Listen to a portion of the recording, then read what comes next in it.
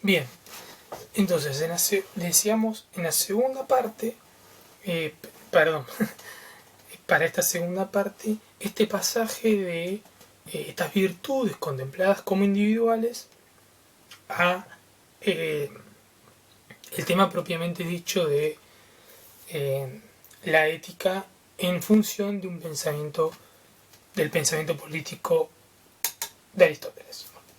Perdón, de Platón. Para Platón, la idea de una polis o una ciudad o un estado, diríamos perfecto, tiene justamente esta, o sea, remite a esta primera idea que yo les decía en la primera parte, de ubicarnos en esto de que Platón piensa en dos mundos, en un mundo inteligible y en un mundo, sí, bueno, en el mundo de las ideas y en el mundo de las cosas. Y las cosas nunca son como las ideas, son aproximaciones imperfectas.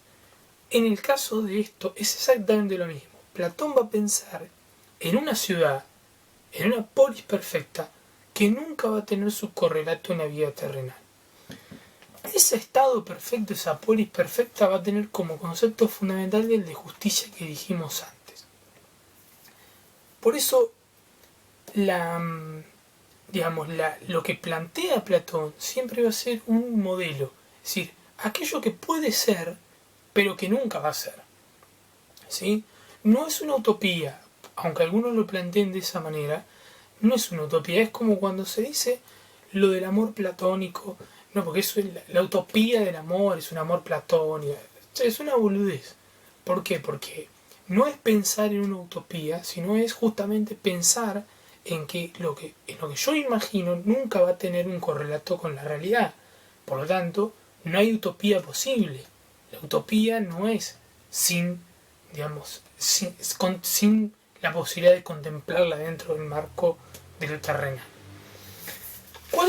¿Qué es lo que Platón va a pensar en esta ciudad ideal o en cualquier, él dice en cualquier ciudad, pero él piensa en una ciudad ideal? ¿Sí? Cualquier ciudad se parte de una idea de necesidades. ¿Cuáles son esas necesidades? Dice, y bueno, esas necesidades son por lo menos tres. Una necesidad productiva, es decir, que haya alimentos, que haya cosas para que la gente pueda vivir. Una necesidad de defensa, es decir, defenderse frente a enemigos externos o internos. Y una necesidad de gobernar más allá de, diríamos, un gobierno que trascienda el ámbito de lo privado, que es la familia, etc. Para eso, dice Platón, ahí es donde funciona el concepto de justicia entendida como justicia, ¿no? de amplio espectro. Es decir, una justicia en el sentido de cada quien hace una tarea de esas y se mantiene en ese lugar. Para Platón, y esto es fundamental, ¿sí? No puede existir, pensando en una ciudad perfecta, unas personas que, teniendo la virtud de ser, supongamos, de ser productores, es decir, campesinos, artesanos, etc., no puede existir la idea de que piensen en ser otra cosa que no sea eso.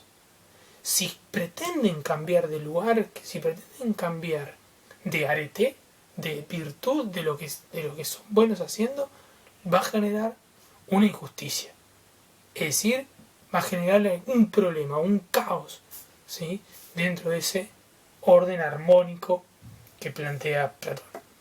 ¿Cuáles son quiénes serían los sujetos de esos tres lugares, ¿no?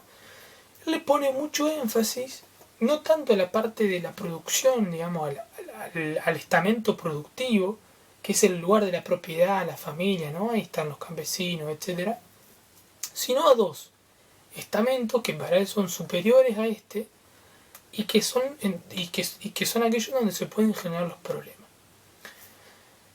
Uno es el estamento guerrero de defensa, ¿sí? Él lo que dice es que las personas, los hombres, fundamentalmente, ¿no? Que están pensando en eso, tienen que tener una virtud fundamental que es la del valor, ¿no? Pensando en las virtudes que vimos antes. Pero para compensar eso, tienen que estar educados de una manera, ¿sí? Y que es de una manera que pueda compensar esa fuerza, esa fortaleza, ¿no? Que se puede disparar y puede de alguna manera, ¿no? Digamos, volverlos irracionales. Por lo tanto, Platón va a plantear una paideia o una educación. Paideia es la idea de educación o una educación, ¿sí? Basada en dos elementos. Uno es el de la gimnasia, obviamente, en función del cuerpo, ¿sí? Que necesitan fortalecer estos guerreros. Y el otro es la música.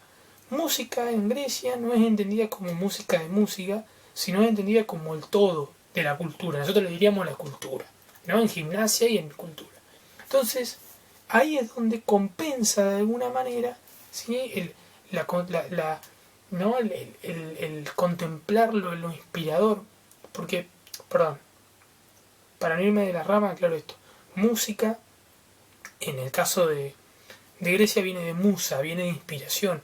O sea, todo aquello artístico que inspire belleza, que inspire contemplar, etc. En ese caso, va a decir Platón, nuestro único resguardo para que estas personas que tienen armas, que tienen mucha fuerza más que el resto, puedan hacerse con el gobierno y por lo tanto constituir un gobierno injusto, el único resguardo es esa educación, que esa educación sea efectiva. ¿Cómo va a ser efectiva?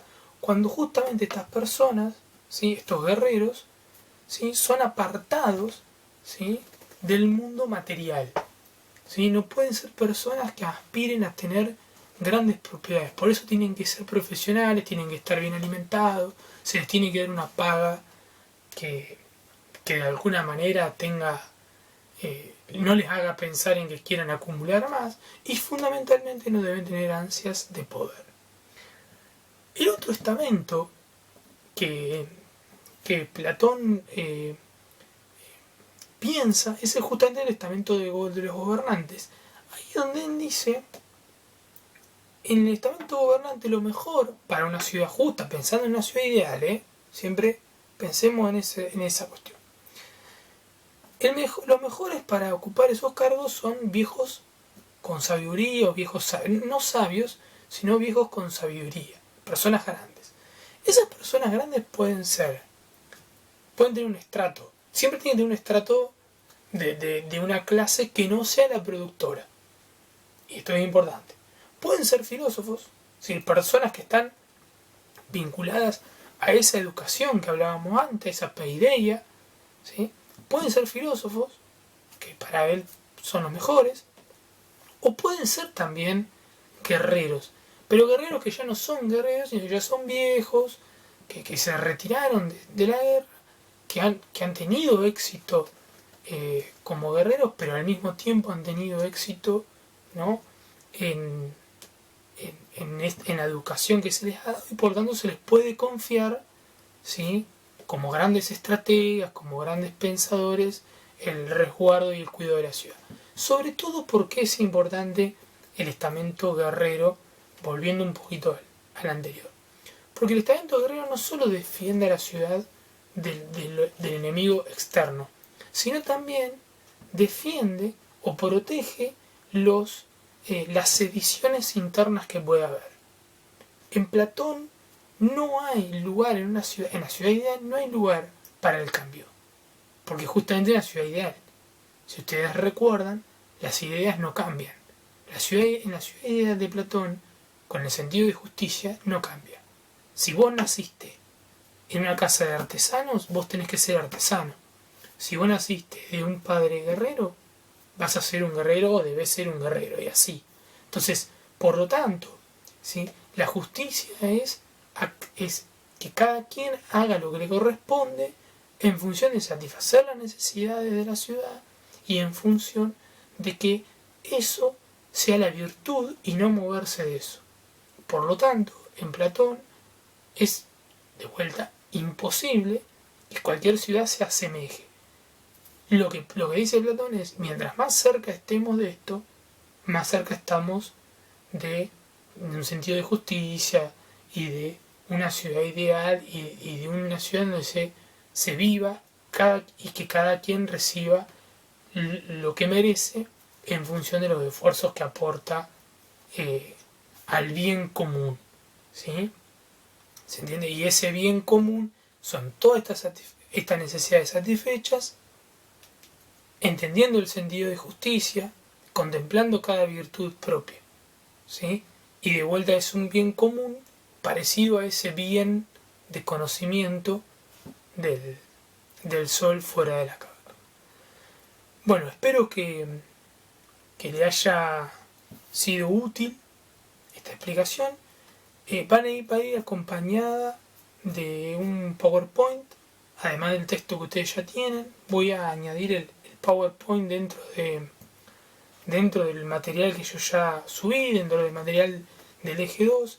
En ese PowerPoint va a estar esto, va a estar Platón, y también va a estar Aristóteles, que lo voy a hacer en un próximo video.